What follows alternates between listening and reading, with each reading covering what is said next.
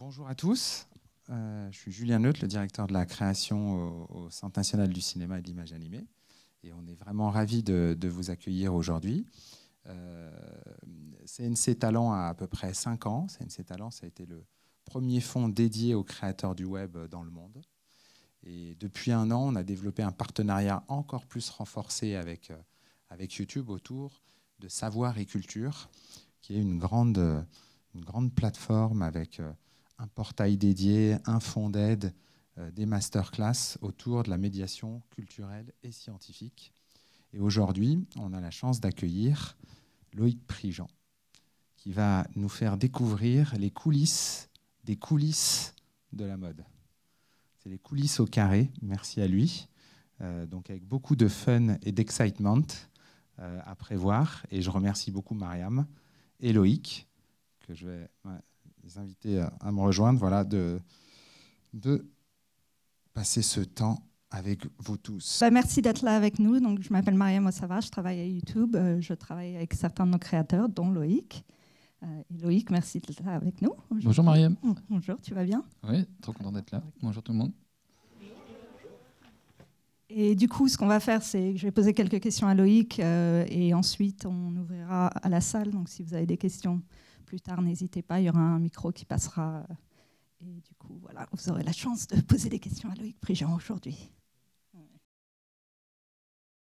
J'avais envie de commencer avec ton parcours jusqu'à YouTube. On vient d'en discuter, on s'est dit on va commencer directement avec YouTube et on reviendra un peu avant, plus tard, sur le parcours qui t'a ramené jusqu'à YouTube. Et du coup, on va lancer un petit trailer de ta chaîne. Trop bien. How are you? Pleasure to meet you. Hello, I'm Loïc Prigent and I'm filming fashion. Ça s'appelle Loïc Prigent et vous allez le voir très prochainement. Filming Fashion Week, filming fashion designers, filming backstage and front row. Why are you recording this? All the stars, obsessing over details, fun interviews, and you'll see why fashion is so exciting. It's absolutely amazing. Fabulous.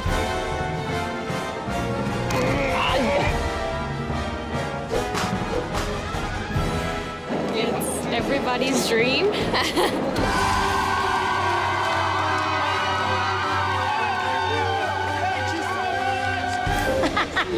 I love you. Subscribe to my channel and hit that notification bell. Hey! Donc, abonnez-vous tous. Voilà. Donc, ça fait à peu près. Bon, tu as commencé sur YouTube il y a 3 ans. C'est vous qui m'aviez dit qu'il fallait faire une bande-annonce. C'est nous qui vous avions dit, ouais. Parce qu'ils m'ont beaucoup aidé. Vous m'avez beaucoup aidé. J'ai eu le coup de fil on a lancé la chaîne un dimanche. Je ne sais pas si c'est une bonne idée. Et le lundi, vous avez appelé et vous avez commencé à m'aider. En disant que des... Enfin, c'était vachement bien parce que vous m'expliquez « Ah, il faut faire la vignette. Ah, il faut... » Tous les trucs qui me paraissent évidents maintenant, mais que je ne savais pas. Ouais. Et du coup... faire la bande-annonce. Ouais. Et d'ailleurs, ce n'est pas la première. Tu en avais fait une autre, non? Non, c'est la première. Il faut qu'on la change. Ouais, c'était il y a 2 ans maintenant. Tu l'as fait. Du coup, est-ce que c'est encore... tu trouves qu'elle représente encore bien la chaîne? Oui, 2 ans oui, plus tard? je pense. Oui. Oui. Et là, on est vraiment... tu as commencé le 6 avril 2019 avec ta première vidéo sur Jacques Mus. Il y a 3 ans, c'est ça? 3 ans, 6 ouais, en avril, fait, ouais. les 3 ans. Et comment ça se passe? Ça se passe... c'est intense, mais c'est toujours aussi excitant. On est nombreux maintenant à bosser dessus. Enfin, il y a 2 monteurs. Dès le début, il y avait un monteur. Maintenant, il y a 2 monteurs.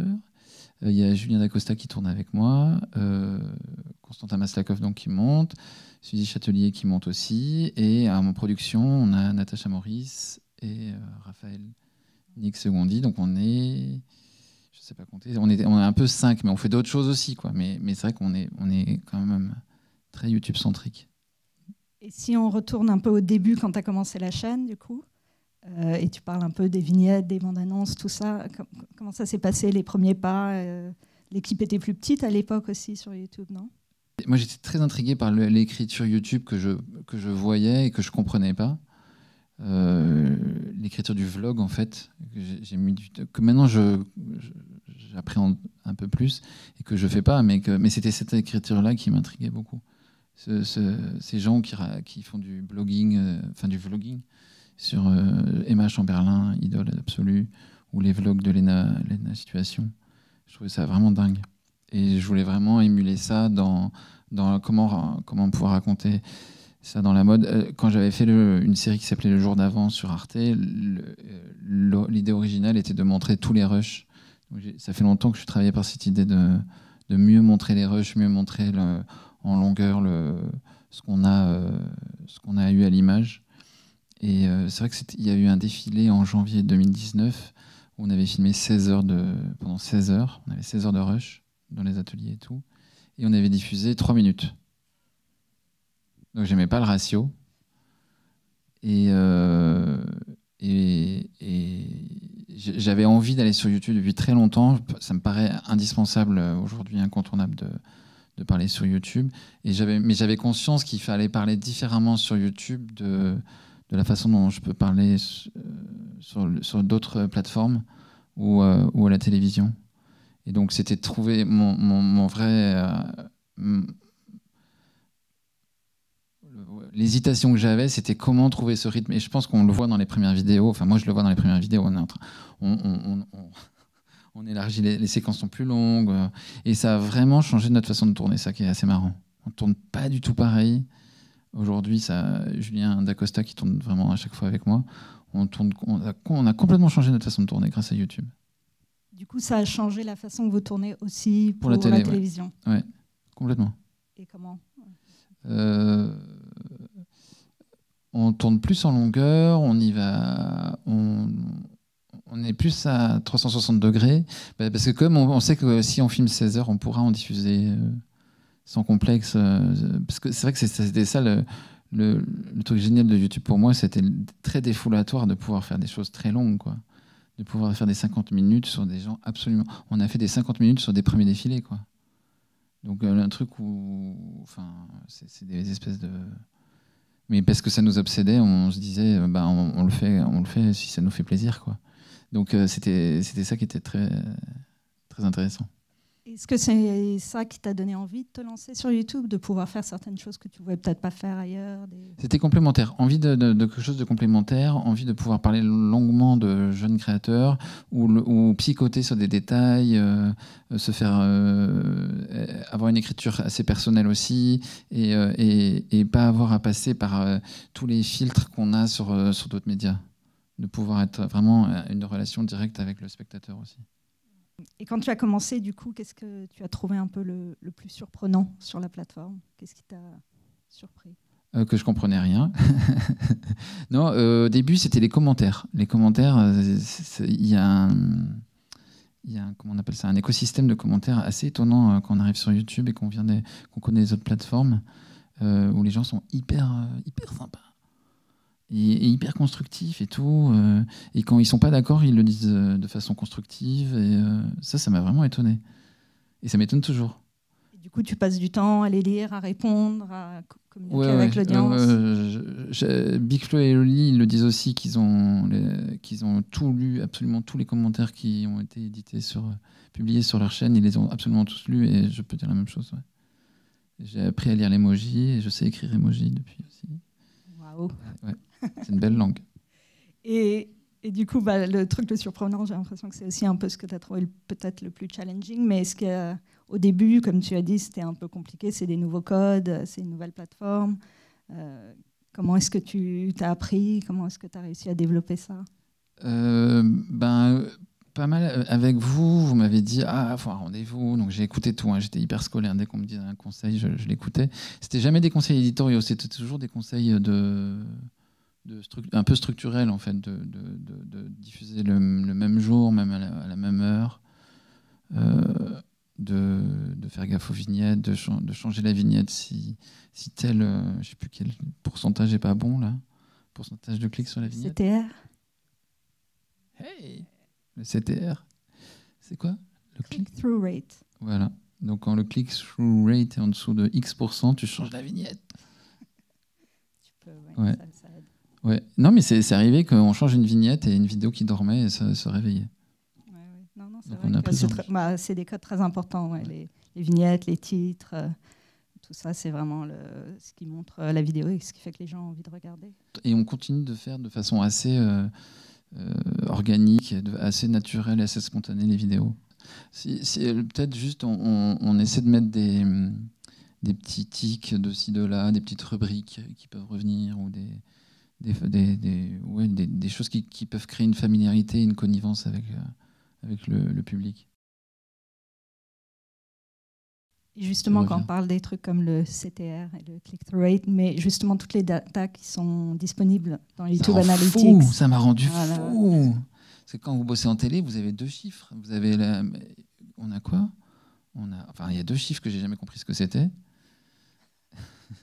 Alors que là, on peut voir des milliards d'informations. C'est très très dense. Donc au début, c'était très très très drôle de voir qui regardait, quel âge, combien de minutes. Ça peut rendre fou. C'est vrai qu'au début, tu étais vraiment sur les stats tout le temps. Je connaissais bien les stats et tout. Mais après, je me suis dit... maintenant, je m'en suis détaché, je pense. Relativement, en tout cas. Et du coup, tu as utilisé les stats pour changer des choses ou pour prendre conscience des choses. Prendre conscience des choses. Tiens, les gens sont partis à tel endroit. Tiens, voilà, ce genre de leçons et tout ça. Mais après, je pense que si on psychote là-dessus, on fait les choses pour... moi, je fais quand même la chaîne de façon assez... pour me lâcher, en fait, pas pour être psychoté sur trop de statistiques, quoi. Mais du coup, aussi avec les nouveaux créateurs émergents avec lesquels tu travailles, que tu mets sur la plateforme, donc ça doit être super pour eux de voir justement certaines de ces stats, des vues sur leurs vidéos. Oui. On est parfois surpris et tout. Mais moi, ce qui me rassure, c'est qu'au final, quand on parle on fait des vidéos sur des très grandes maisons ou des maisons très émergentes, voire complètement inconnues, les chiffres, qu'est-ce que ça veut dire les chiffres, quoi. Et en fait, le public, il vient assez même sur des choses inédites ou inconnues. Donc c'est pour ça que je me suis un peu détaché des statistiques. Ils viennent pour toi, pour ton point de vue. Oui, ils viennent grâce à l'algorithme magique. Et ils viennent, je pense qu'il y a un truc de fidélité aussi et s'il nous a parlé de Vuitton et qu'il nous parle de cette personne, peut-être que cette personne vaut le coup et que c'est peut-être, ça rentre dans une histoire. Et si on parle un peu de l'évolution de la chaîne, tu as introduit des nouveaux formats. Comment on appelle ça, nous, des nouveaux formats, mais un peu au début, c'était surtout sur les défilés, les backstage. Et après, tu as eu les codes de la mode avec Natacha, qui est malheureusement pas là aujourd'hui, mais qui incarne justement ce format-là. Et comment est-ce que vous réfléchissez un petit peu à ces formats, à introduire de nouvelles choses ? Tu disais que tu allais faire encore d'autres formats bientôt. Les codes de la mode, c'est une idée de Léna Mafouf sur un bateau. Et qui nous a dit vous devriez faire des vidéos pour les gens qui aiment la mode mais qui n'y connaissent rien, qui rentrent dans une boutique et qui ne comprennent rien, qui voient un défilé et qui sont comme devant un match de foot sans le commentaire. Et donc de cette conversation est né les codes de la mode, qui est l'idée de montrer de façon très, très premier degré les produits en expliquant il y a un carré là parce que en 1862 ils ont vu un carré et parce que tout expliqué. Tout expliqué. Et c'est qu'à regarder un petit bout, non ? Ah ouais. Courrèges, la dernière ? Bienvenue dans les codes de la mode, Courrèges. Je suis contente. Je n'ai jamais été aussi légitime sur mon fond blanc que pour vous parler de Courrèges, la marque la plus fond blanc. Bienvenue dans les codes de la mode, Courrèges. Bonjour, je suis Natacha Maurice. Et Courrèges, c'est rempli de codes. Courrèges, c'est le futur, l'optimisme, la danse, la géométrie, les rayures Courrèges, la radicalité Courrèges, la couleur, le confort, la mini, André Courrèges, Coqueline Courrèges, Coqueline, Nicoletta Felice, une des plus belles histoires de mode du XXe siècle et de maintenant. Les codes de la mode, c'est l'occasion de faire le tour des iconiques, des emblèmes, des symboles qui caractérisent une maison de mode. Et ensuite, quand vous regarderez un défilé Courrèges, paf, vous comprendrez tout.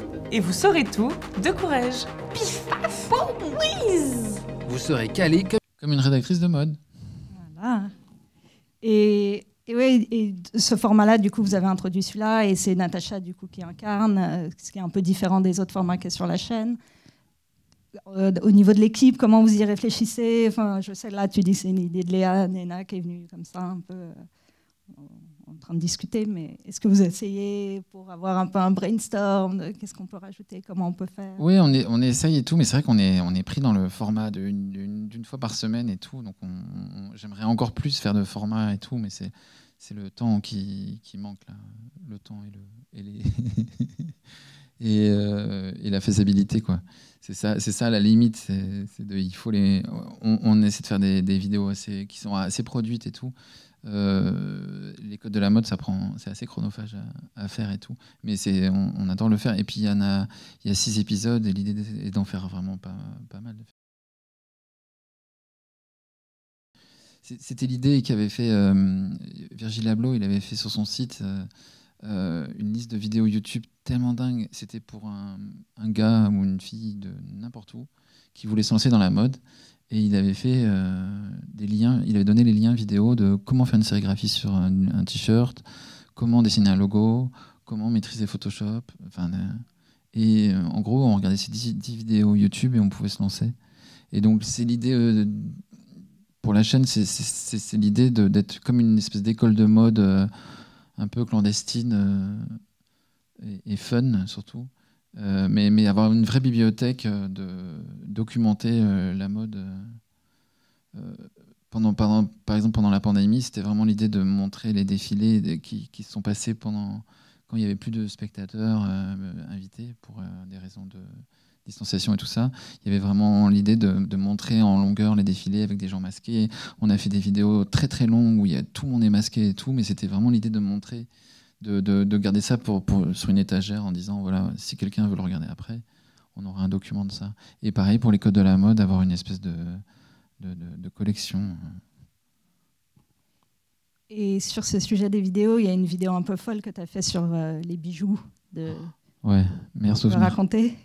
C'était un truc un peu impossible. Victor de Castellane qui faisait ses 20 ans chez la Maison Dior, donc à la création de la haute joaillerie. Et on a mis, je crois, 1 an à produire cette vidéo. Entre le moment où on a l'idée, il n'y a qu'à faire une vidéo sur les 20 ans, et le moment où on la tourne, il s'est passé du temps, en fait, parce que c'est vraiment compliqué.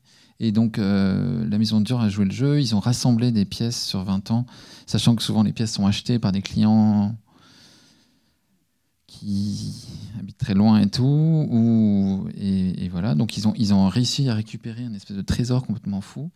Heureusement, je ne savais pas pourquoi il y en avait. Et donc on a filmé c'était l'âge d'or où il y avait un studio YouTube, c'était magique. Et j'ai su après, heureusement je suis pas sorti. Quand je suis sorti du tournage, j'ai vu qu'il y avait des énormes camions Brink avec des mecs avec des mitraillettes. Et j'ai appris qu'il y avait eu plus de gardes du corps que le jour où Macron était venu au studio YouTube faire un truc avec Hugo Décrypte, je crois. Je crois que c'était avec Hugo. Ouais, c'était ça. Et donc, et après, ils m'ont dit, parce qu'au début, ils m'ont dit, ouais, il y en a pour un peu cher.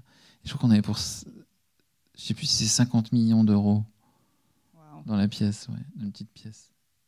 Mais je me rendais compte, à chaque fois que je prenais un objet, je faisais, je prends la bague rose, je la pose ici. Ne sortez pas le flingue.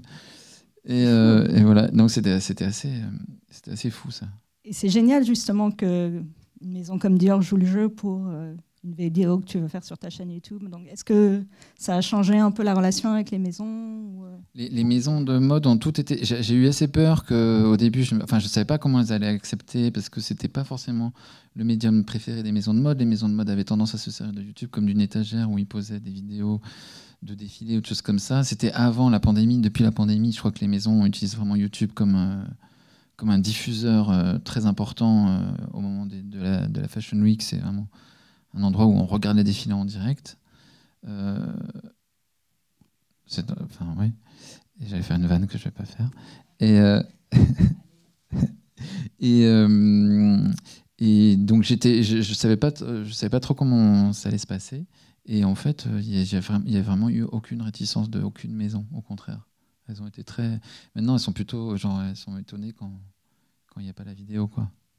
Oui, du coup, on te demande de faire des vidéos pour ta chaîne? On ne me demande pas spécialement, mais on est déçus. Enfin, parfois, ils m'exprimaient des « Ah, mais pourquoi c'est pas sorti ?» et voilà. Mais ouais, non, les maisons les maisons de mode en général sont assez... oui, elles ont joué le jeu. Et du coup, toi, tu vois une évolution sur leur chaîne aussi, sur les contenus qu'eux, ils créaient.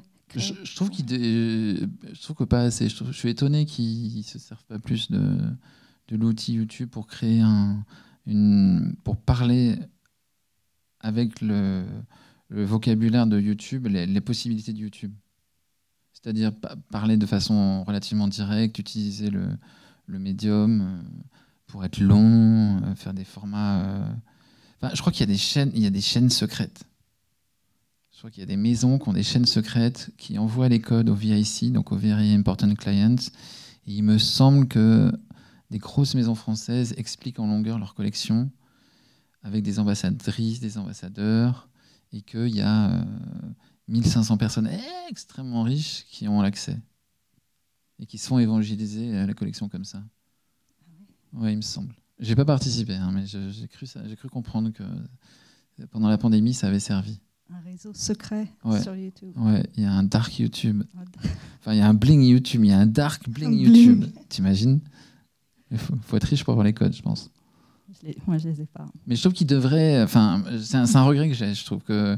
Parce que je suis abonné à absolument toutes les maisons de mode sur YouTube. Et je trouve que...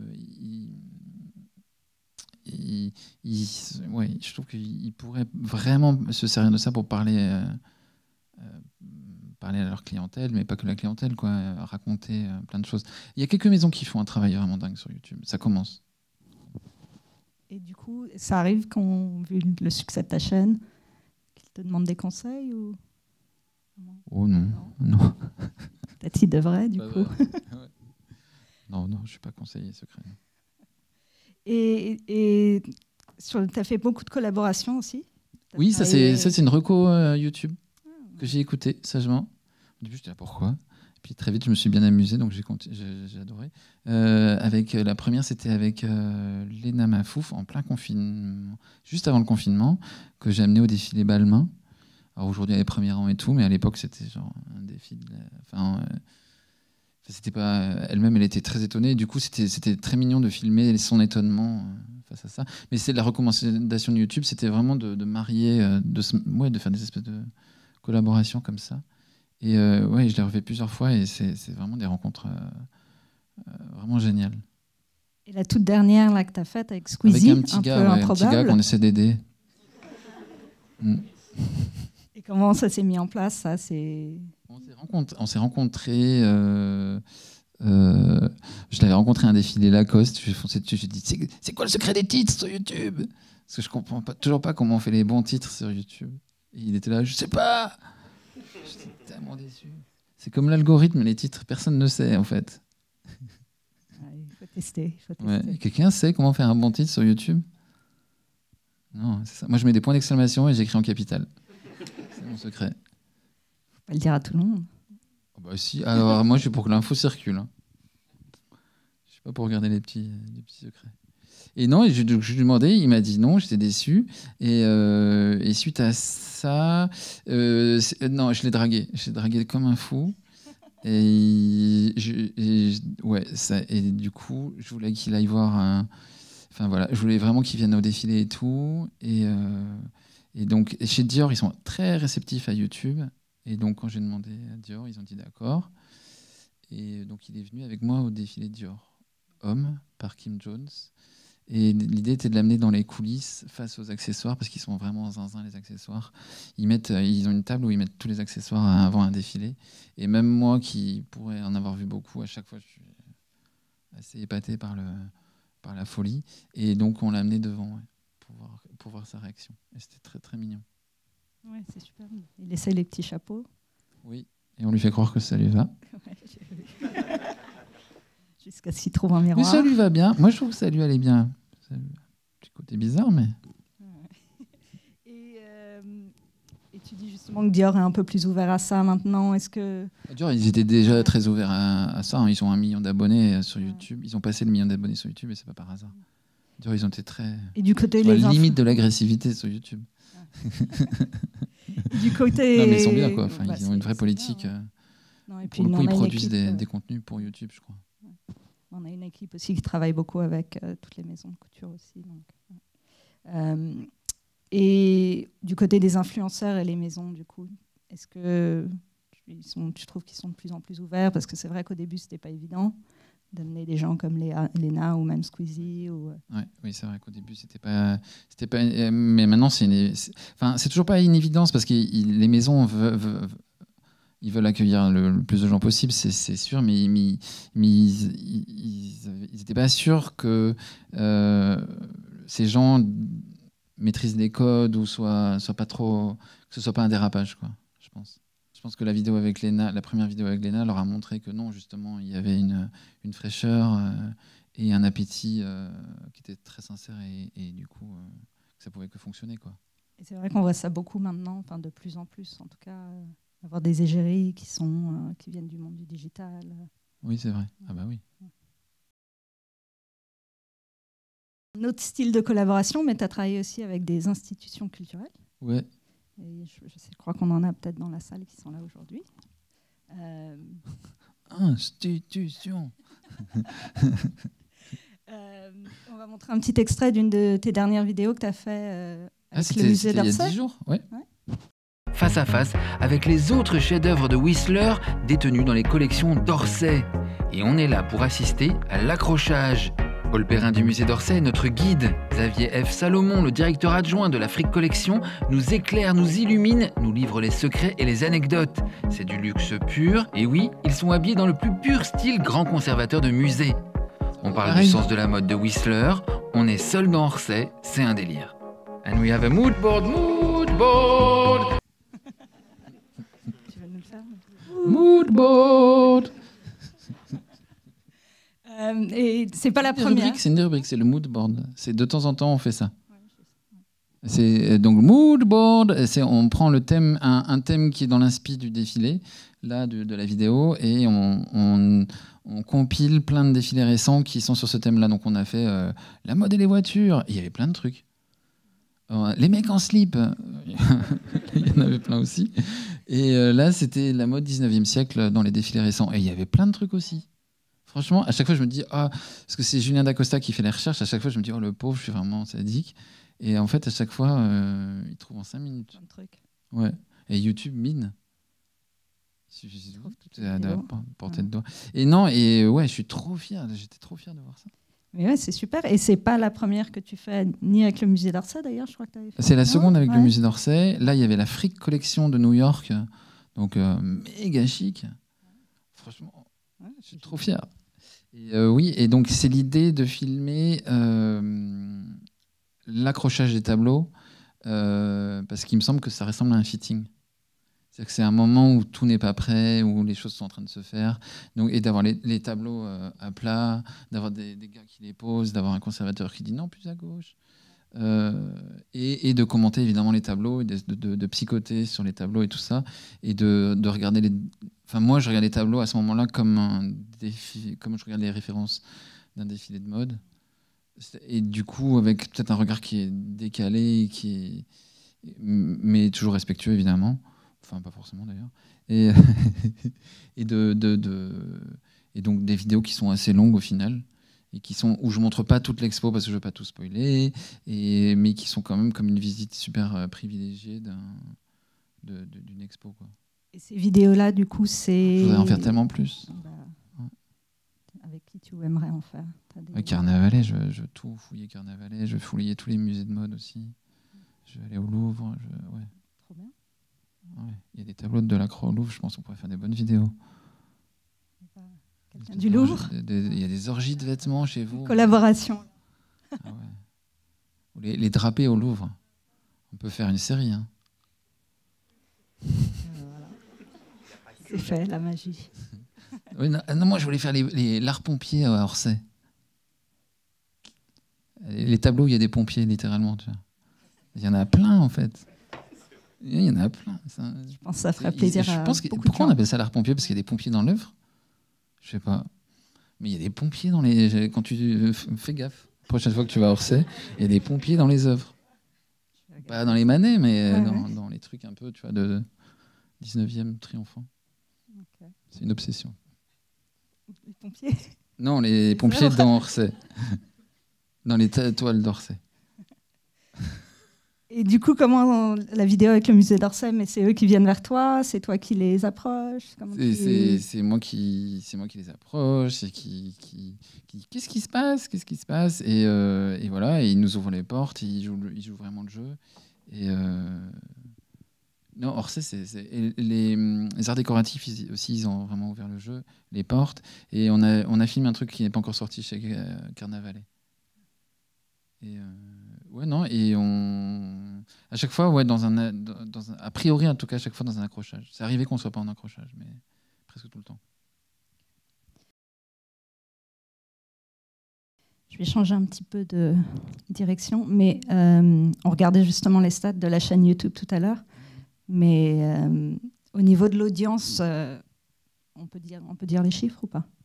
À votre avis, combien de Français regardent la chaîne? Quel est le pourcentage d'audience française sur la chaîne de Loïc?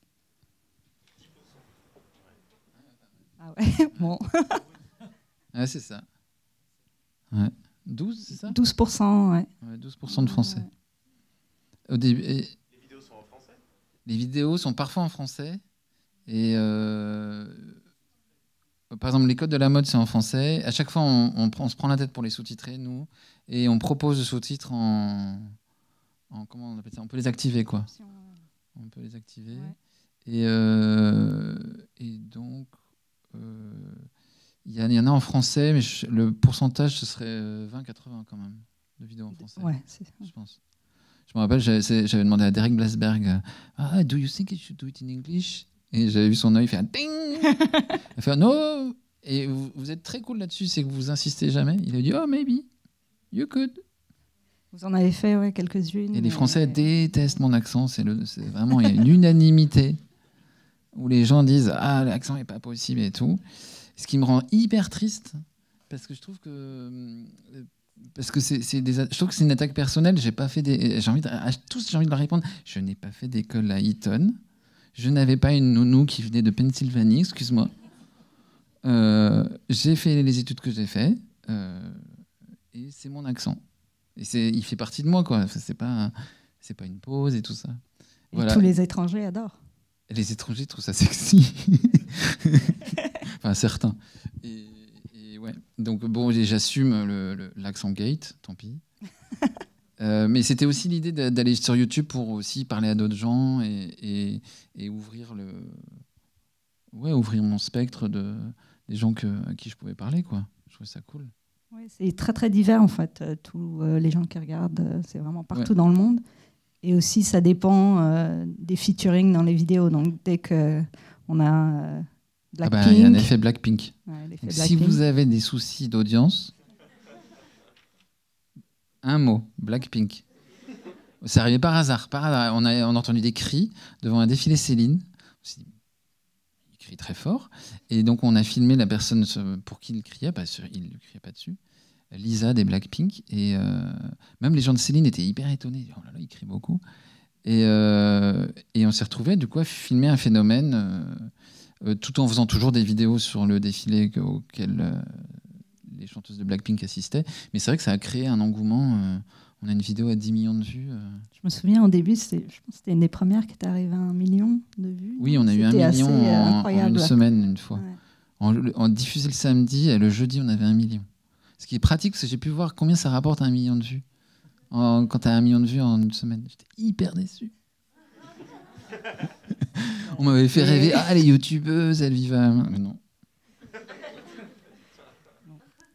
Ça, les vues qui viennent aussi, ouais. Du coup, c'était un peu des vues de beaucoup de Thaïlande, Vietnam. Pays sud-est asiatique. Incroyable. Mais France aussi, hein, beaucoup de ils appellent ça les blinks, enfin, on les appelle les blinks. Beaucoup de blinks en France aussi. Okay. Oui, les fans de Blackpink, c'est les blinks. Je ne savais pas. Ouais. Et du coup, est-ce que depuis que tu t'es lancé sur YouTube, les gens qui te reconnaissent ou qui viennent te parler, est-ce que tu as l'impression que c'est pas la même audience, les mêmes gens qui te connaissaient d'avant? C'est assez marrant. Mais moi, c'était un des trucs aussi, c'était de parler en anglais et de faire cette idée de à chaque fois montrer Paris, d'être Paris, de ce mot de rayonnement, mais qui paraît cliché, mais j'y crois vachement de cette espèce de mythologie du Paris de la mode et tout. Et j'aimais vraiment l'idée de partager cette espèce de rêve qui est dans ma tête d'un Paris merveilleux, créatif, qui se réinvente. Le Paris de Think Pink, de Audrey Hepburn dans le Louvre avec les ballons au-dessus d'elle dans Funny Face. Emily in Paris, non? Ouais, Emily in Paris, des filles qui ont des bérets, qui croquent, c'est cool. Tu vois, les gens qui filment leur... Enfin, j'adore ça, je trouve ça trop bien. Enfin, j'adore vraiment cette espèce d'excitation autour d'une créativité française, d'un art français, d'une frivolité française, d'un art de vivre français, tout ça.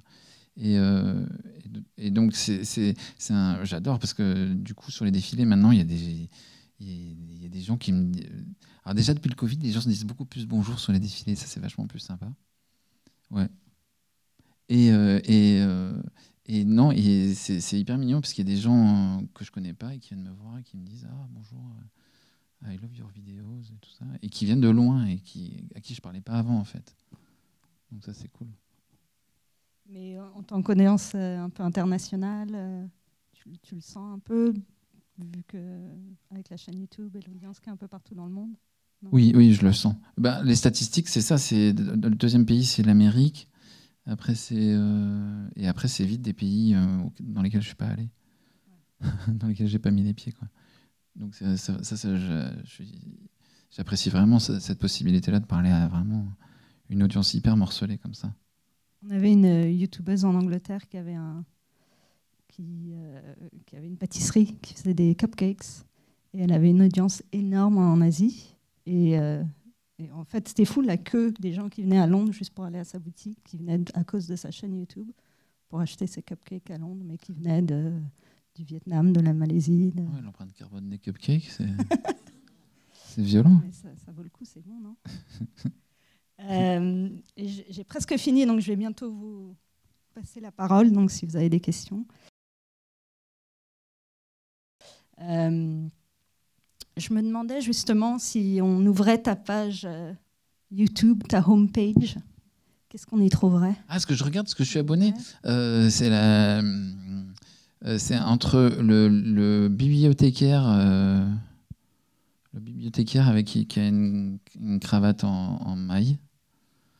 Je suis abonné à presque tous les musées, même le Prado, je crois, je suis abonné. Alors qu'il parle en Espagne, enfin bon, il pourrait faire un effort. J'adore les chaînes YouTube de musées. Je suis abonné à toutes les maisons de mode par principe pour voir ce qu'ils font et quand ils diffusent autre chose, quand ils diffusent le défilé, quand ils diffusent des vidéos. Je fais un institut de veille personnel quasiment de ça. Je les regarde tous les matins. Ouais. Women's Wear Daily et YouTube Fashion. Et je suis abonné à j'adore les vlogs. Des chaînes américaines genre Vox, tout ça, des formats comme ça j'aime bien, quelques musiciens parce qu'il y a des musiciens qui font des bons contenus, non, des rappeurs, des trucs comme ça. Mais j'aime bien Genius, j'aime beaucoup Genius. Ils font plein de formats justement où ils décryptent ils expliquent des chansons de hip-hop. J'apprends des trucs. Et médias américains, des trucs comme ça. Genre NBC News. Il n'y a pas trop de guilty pleasures. Les chaînes de maquillage, c'est bien. Voilà. Quand il y a un drama, les chaînes de maquillage, c'est vachement bien. Non, mais c'est une vidéo de 40 minutes où la personne te parle de produits. Enfin, moi, je ne suis pas consommateur de maquillage. Et qu'elle arrive à t'accrocher 40 minutes, moi, je dis respect pour savoir raconter. Enfin, François Truffaut du maquillage, quand même. Et j'aime beaucoup. Je suis très... je me laisse vraiment aller et je me dis, tiens, okay, comment tu peux raconter ça? Et sinon, Emma Chamberlain, pour moi, c'est Elena Mafouf. Elena Situation. C'est vraiment... Je trouve ça dingue. Et Emma, tu as fait des vidéos aussi avec elle? Emma, je la croise sur les défilés et j'essaie d'attraper des poussières d'étoiles. Vraiment, je suis... faut qu'elle se méfie de moi quasiment. Non mais ouais, j'adore la visite au Orsay d'Emma Chamberlain, c'est incroyable. Elle est dans les Tuileries, Elle revient du musée d'Orsay. Enfin, avant d'y aller, elle est dans les Tuileries. Elle explique qu'on ne peut pas faire pipi dans Paris. C'est hyper compliqué quand on est touriste. Elle le raconte hyper bien. Non, mais il faut bien le raconter, ça, quand même. Et c'est un vrai problème. Et après, elle va à Orsay. On voit rien d'Orsay. Je crois que si, on voit quelques photos. Et après, elle raconte à quel point c'est magique, à quel point elle a eu l'impression d'être à Hollywood parce qu'elle aurait vu des stars, parce qu'elle a vu des Van Gogh qui étaient quasiment dans son subconscient. Et comment ça l'a fait méditer, et tout ça. Elle a quel âge? Elle a 20 ans, 21 ans, je crois. Et elle a un point de vue qui est magique. Magique. Elle vient de Californie. Enfin, je trouve qu'elle raconte ça trop, trop bien. Et je suis sûr qu'elle a donné envie. S'il y a eu 3,5 millions de vues, il y a 3,5 millions de personnes qui veulent aller à Orsay, quoi. Et après, elle raconte qu'elle a pu faire... Je crois qu'elle était aux toilettes à Orsay. Donc, il n'y a pas de filtre, quoi. Elle n'a pas mis les filtres que quelqu'un d'autre aurait mis. Et du coup, c'est vraiment, vraiment bien. Pour moi, c'est de la magie, ma Chamberlain. C'est la prochaine collab. Tu demandes à Derek. Je pense... No comment. Ok, bah, on fait passer les micros, Bart. Si vous avez des questions. Si vous avez des questions. Zutage. Levez-vous. Oui. Non, non. Moi, du coup, j'ai une question un peu reliée à YouTube, mais pas tellement. J'ai le livre avec moi parce que je suis une grosse groupie. J'adore la mode, mais c'est tout ce que je déteste. Et je ne sais pas si vous avez eu ce sentiment. Enfin, moi, par exemple, je sais qu'il y a vraiment une espèce de vague de passion un peu Loïc Prigent. Je sais qu'avec mes copines, on a carrément un groupe notes et on se note entre nous toutes les petites phrases qu'on dit à la Loïc Prigent. Et les envoyer, hein. Avec grand plaisir, je les ai là, je les adore. C'est énorme et ça nous fait beaucoup rire. Et en fait, même quand j'en parle, quand je raconte cette petite anecdote à des gens, des collègues, etc., on me dit mais oui, bien sûr, Loïc Prigent, les petites phrases et tout, j'adore. Et dès qu'on cite une petite phrase comme ça à la volée, on dit ah comme Loïc et tout. Enfin voilà, et je trouve qu'il y a une espèce de culture reset sur ce côté-là. Et en fait, ce que je trouve génial, et je me dis, est-ce que vous le sentez, cette espèce d'engouement à ce niveau-là, et est-ce que vous pensez que ça influe sur la chaîne YouTube, que ça fait un petit peu grandir de ce côté-là? Parce que je sais que je connais tous les filles de mon âge, je sais qu'on est toutes à fond sur ce petit délire, donc voilà. Merci, c'est cool. J'adore. Non, je crois qu'il y en a quelques-unes des bonnes phrases de temps en temps. On devrait plus les surligner. Des fois, on a intégré cette idée des phrases. Par exemple, là, il y a une vidéo sur GCDS qui sort samedi. GCDS, c'est une marque milanaise d'un fou qui s'appelle Giuliano Calza. Et il ne parle qu'en phrases où à chaque fois que vous vous êtes dit « Ah, celle-là, il l'a inventée », c'est Giuliano Calza qui l'avait dit, en fait. Et il est fou. Ah, enfin, je ne vais pas vous l'imiter. Mais en gros, l'inspi, c'est Dracula Barbapapa. Et c'est vrai que les phrases, c'était pour ça aussi que je les écrivais. C'est parce que quand c'était en filmant Sonia Rykiel, elle disait des trucs fous. Et quand on les diffusait, je sentais que les gens n'appréciaient pas la dimension démente et magique de la phrase. Et c'est pour ça qu'en l'écrivant, ça ressortait mieux. Et donc, je le fais un peu sur... Samedi, il y a pas mal de phrases écrites. J'adore. Qui sont vraiment pour dire hey, Barbapapa Dracula, quoi. Et pas de nouvelle vidéo avec Catherine Deneuve Non. J'adorerais, hein, elle le fait tellement bien. Ouais. C'était vraiment un bon moment, ça. Je peux te tutoyer, Loïc?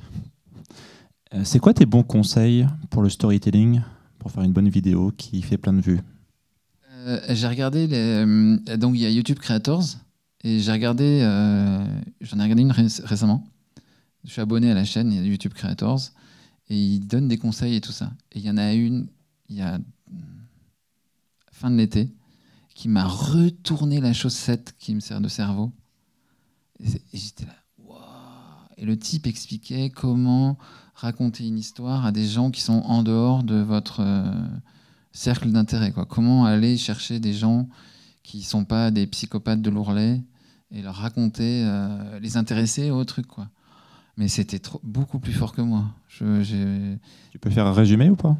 Non, parce que justement, je n'ai pas compris. Il faudrait que je la remate 10 fois, je pense. Moi, il me semble qu'il faut garder une forme de spontanéité C'est-à-dire avoir un milieu entre l'autorité, c'est-à-dire faites-moi confiance, je sais de quoi je parle, et je vous prends quand même par la main, on va s'amuser, c'est pas si grave. Et garder cette notion de proximité qui est pour moi ce qui m'a toujours plu chez YouTube. C'est que c'est quelqu'un qui n'avait pas forcément une énorme machine derrière lui, mais qui avait juste plus de passion que de moyens à la limite. Et donc pour moi, c'est ça. Moi, il me semble qu'il faut un teaser. Faut d'abord. Moi, on fait un double teaser. On fait un teaser avec. C'est ce à quoi je tends. Un premier teaser avec des séquences où des gens crient, comme vous avez vu. Et après, essayer de raconter, vous allez voir ça, ça, ça et ça. Et après, ce que j'ai appris à l'école YouTube, comment t'appelles le call to action? Vous avez un acronyme ou pas? Vous dites CTA ou pas? Un CTA. Donc le call to action, donc dire abonnez-vous et tout ça, qui pour moi en plus participe d'une familiarité, d'un générique presque. Et ensuite, j'essaie de bien tout situer et tout ça. Et ouais, d'être très accrocheur dans les 3 premières minutes quand même. D'y aller, de promettre, de jamais mentir. Ça, c'est un truc que j'ai appris quand j'ai bossé avec des Américains qui étaient super. Ils m'avaient dit never cheat. Tu peux en faire des caisses, mais ne mens pas aux gens. Donc jamais mentir, genre vous allez voir. Et on va jamais le voir après. Des titres un peu accrocheurs ou. Ouais, voilà, ouais. Non, il y a des limites à ça. Et ouais. Et sinon, moi j'aime beaucoup pour ça le côté télé-réalité, où je regarde pas mal les vidéos pour le storytelling. Je regarde pas mal des vidéos par exemple, Océane. Je sais pas comment s'appelle sa chaîne. Elle a des systèmes. C'est chez elle, dans la vidéo Courage, des codes de la mode Courage, au milieu de la vidéo, Natacha dit on est au milieu de la vidéo. Si vous êtes encore là, vous devez vous abonner. Ça, on a piqué chez Océane. Ça marche? Mais je sais pas, mais je trouve ça génial. Non, mais des trucs vraiment. Donc, pas hésiter à aller piocher dans des univers autres que les siens. Aller regarder À chaque fois que j'apprends des trucs, c'est quand je vais regarder des chaînes sur des sujets, genre les chaînes de montres. Il y a plein de chaînes de montres. Et les mecs, ils sont fous.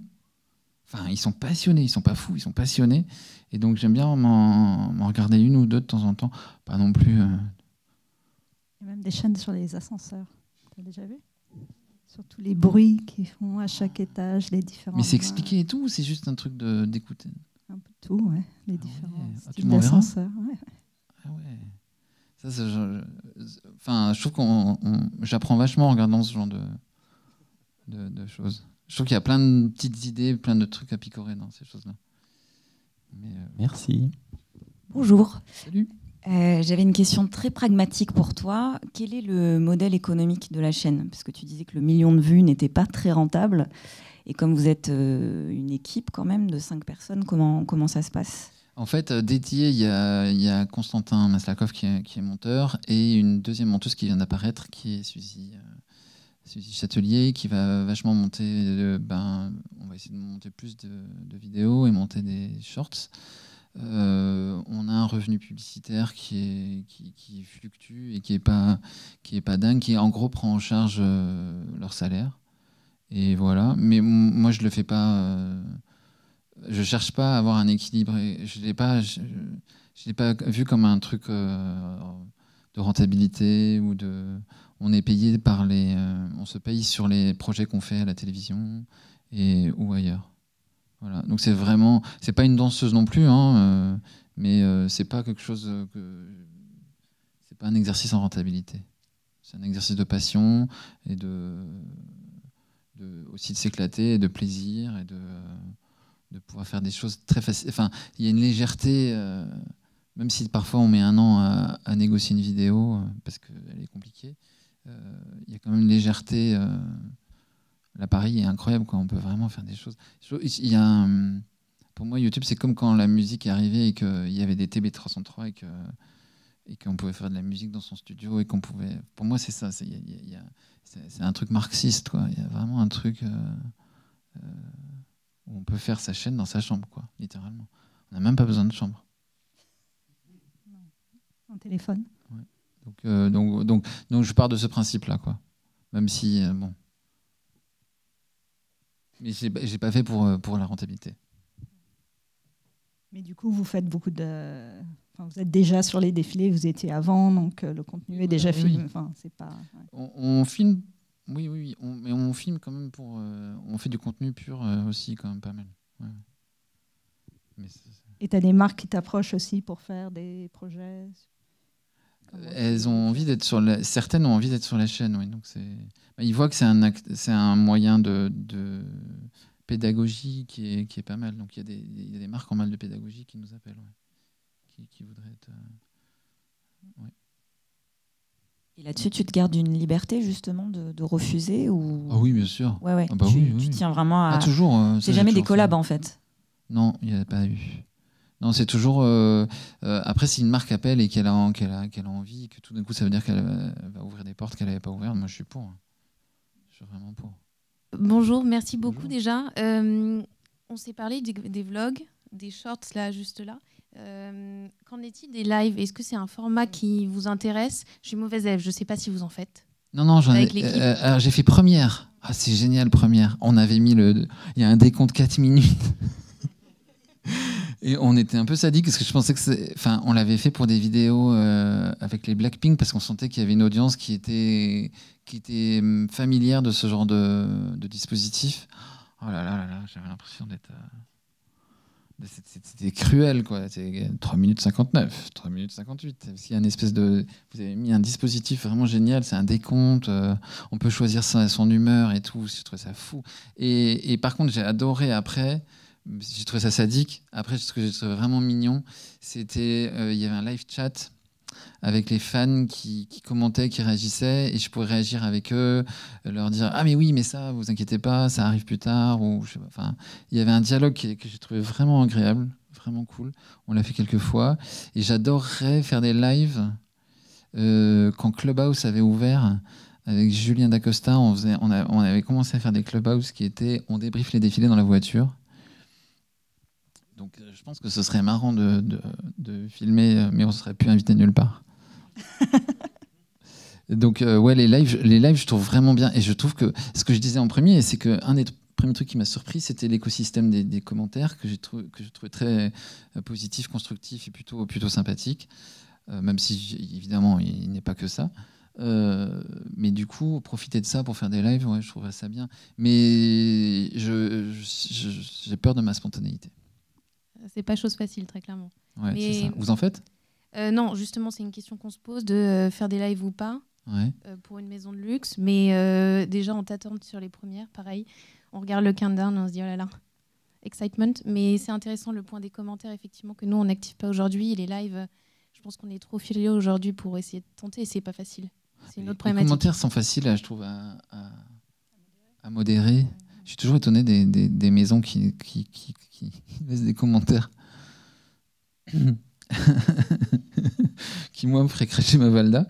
Mais ouais, je trouve que c'est facile Et les lives sur des sujets frivoles peuvent être très, très drôles de façon involontaire. Et du coup, moi, je m'en méfie un peu. Sauf si... Ouais, voilà. J'ai beaucoup ri à des lives et c'était... Ils ne savaient pas qu'ils étaient drôles. Donc je préfère un live où je ris avec les gens qui sont conscients que c'est drôle, quoi.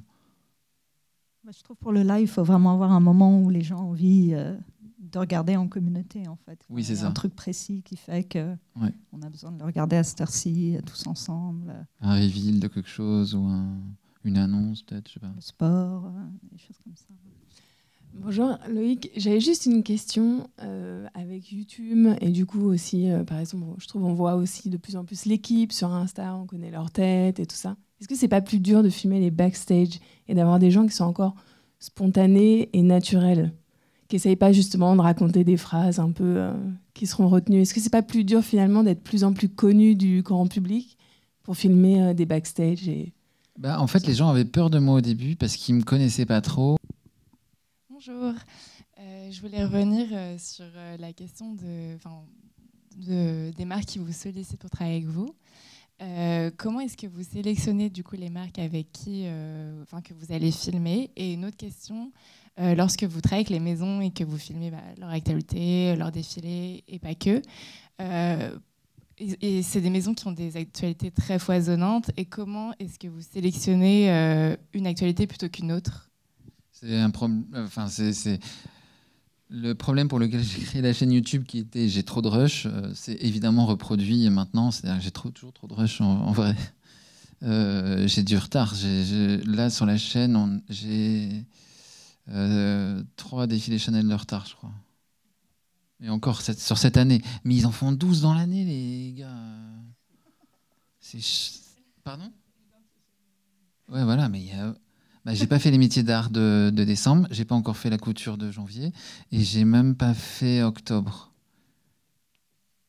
Mais j'ai fait couture de juillet, et j'ai fait. Mais la couture de juillet, ça nous a pris. J'ai mis 5 jours à l'écrire, et on a mis 10 jours à la monter. Donc je peux pas. Je cours après un truc, quoi. Donc voilà. Et non, je sélectionne les maisons par affinité, vraiment. C'est de la pure affinité. Il y a vraiment zéro cynisme là-dedans. C'est toujours des gens que j'ai envie de filmer, que je respecte, ou que je comprends pas. Et j'adore quand je comprends pas, ou chez qui je vais apprendre des choses, ou que je trouve important, et tout ça. Et j'adore filmer les premiers défilés.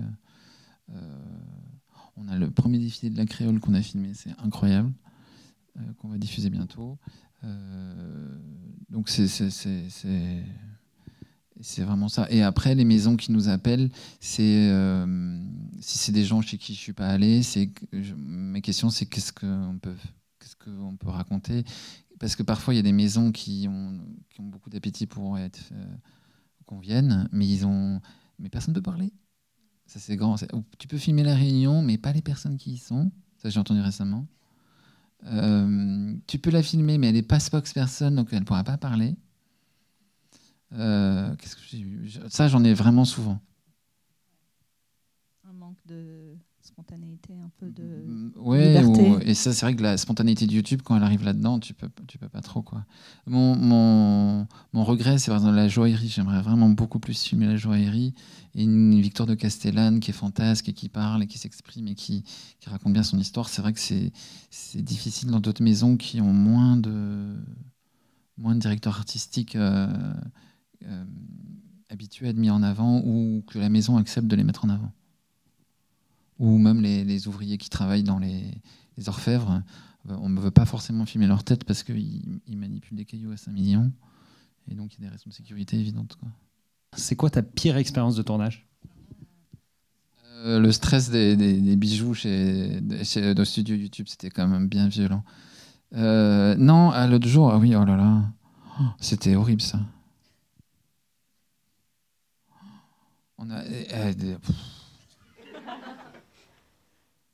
Non, il nous arrive un autre truc, je vous dirai pas quoi, cette semaine. Une séquence géniale et le son a déconné. C'est du cinéma muet. Non, un truc horrible, c'était en juillet dernier où je suis rentré chez moi et j'ai dit à tout le monde j'ai filmé la meilleure interview de ma vie. Et le lendemain, on m'a dit que la carte déconnait. Et j'ai dit je suis optimiste, donc je me suis dit Et ils m'ont dit on va l'amener à réparer. Et au moment où ils me disent ça, ils me disent bon, on va quand même te montrer ce qu'ils vont faire à la carte pour restaurer les rushs. Et donc on m'a montré une vidéo où un mec avait un chalumeau sur la carte. J'ai dit ok, c'est foutu. Et c'était une interview de Virgil Abloh, très longue et tout, où il disait des trucs vraiment fantastiques. Donc c'était et en plus avec ce qui s'est passé, c'était encore plus dommage.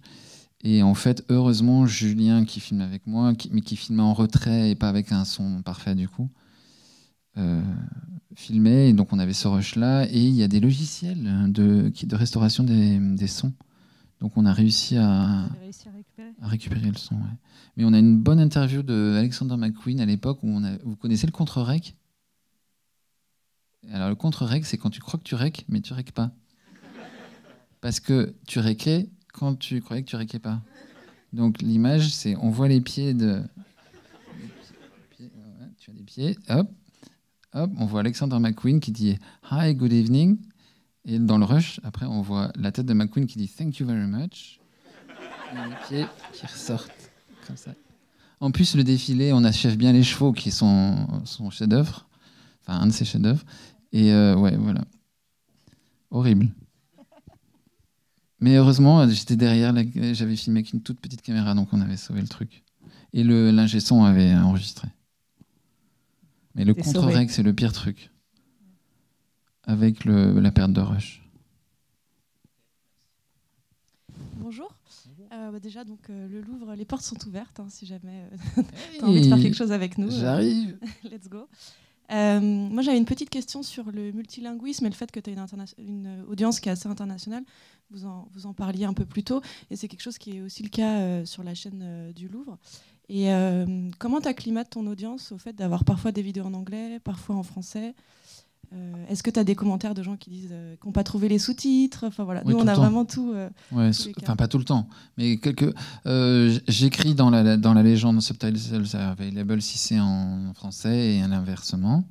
Un autre truc qu'on fait récemment, c'est dès que quelqu'un parle en français alors qu'on parlait anglais, Subtitles are available écrit impunément sur l'image. Et inversement, sous-titres disponibles. Si c'était... Parce que c'est vrai qu'on a ça pianote dans les langues. Mais bon, que anglais, français, voilà. Et qu'est-ce qu'on fait d'autre? Là, la vidéo que j'ai enregistrée aujourd'hui, je me la pète, mais c'était quoi? Milan, today we go to Milan, today we go to Prada, les sous-titres sont disponibles. Donc c'est assumé, quoi, enfin vraiment assumé, mais le dire assez vite, avant que les gens soient partis, que non, attends, t'es pas piégé, il y a un truc. Ouais, c'est vrai que nous, en général, c'est dans la description, mais en fait, les gens lisent pas assez les descriptions, et on est encore un peu frileux à justement le dire à l'oral ou l'écrire sur l'image. Mais effectivement, il va falloir qu'on se penche dessus parce que les gens savent pas, voient pas les sous-titres et on se casse la tête à en faire, donc c'est un peu frustrant. Bah, les gens, souvent le monteur a l'impression que si tu mets un synthé, tu vas écrire sur la Joconde, ou comme Mr Bean qui nettoie le tableau de Whistler. Alors que non, en fait, tu rends service à la Joconde en écrivant qu'elle est accessible, quoi, je trouve. Et qu'il faut pas être gêné à mettre des synthés un peu violents mais qui sont pédagogiques et qui expliquent. Mettre des flèches, des trucs comme ça, moi je suis pour. Il y a un moment où vous faisiez les mêmes vidéos, pas très longtemps, mais en anglais et en français. Il y a un moment où vous aviez testé ça. On l'a fait, ouais. Et c'est une usine à gaz. Ouais. On n'a pas les épaules, quoi. Ah, il y a un autre truc. Vous voulez un vrai tuyau? Un vrai tuyau où Constantin, il a pété un câble avec ça, avec moi. Ça, c'est l'écran. Je n'écris jamais rien là-dessous. En dessous de ça. Jamais. Parce qu'il y a des gens, les sous-titres, quand les gens cliquent sur leurs sous-titres, ils sont grands ils sont encore comme ça quand vous avez 20 ans. Mais quand vous avez plus de 45 ans, vous les mettez comme ça, vos sous-titres. Et donc, si vous avez écrit des trucs, les internationaux, ils voient un truc hyper confus. Ça, c'est un vrai truc. Le type de Loïc Prigent. Ouais, non, mais c'est une obsession. Ouais. Ça, et ouais, Constantin, il en a fait des cauchemars. C'est vrai que maintenant, vous dites tout le temps au début de la vidéo, les vidéos en française, les sous-titres en anglais. Ouais. Magnifique. Je pense qu'on arrive au bout du temps. Super. Merci beaucoup, Loïc. Merci à vous. Et merci à tout le monde d'avoir venu.